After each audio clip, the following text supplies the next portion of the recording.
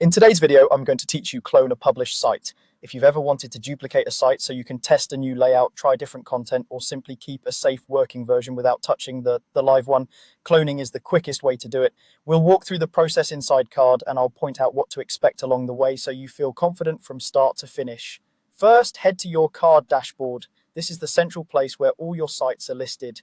Take a moment to locate the exact site you want to copy. It helps to glance at the thumbnail, the site's title, or any notes you've added so you know you're selecting the right one. If you manage several similar projects, double checking here can save time later.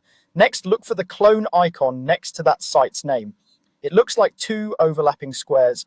If you hover your cursor over it, you should see a tooltip confirming you're in the right spot. Clicking this icon tells Carrd to make a complete copy of the site as it exists right now, layout sections and design choices included, so you can work on the clone independently without changing the original. After you click the clone icon, give it a little time. Depending on the size of your site and your connection, it may take a few minutes for the copy to be created.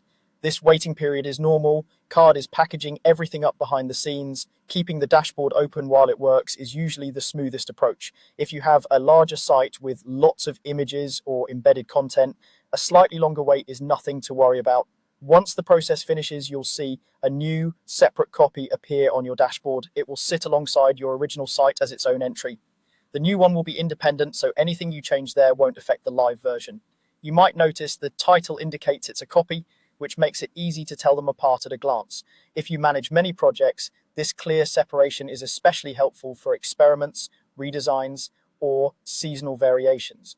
And that's it. Cloning a published site in Carrd is as simple as selecting the site on your dashboard, clicking the clone icon with the overlapping squares, waiting a short moment, and then spotting your new standalone copy on the dashboard. It's a fast, reliable workflow that keeps your original site safe while giving you room to explore fresh ideas.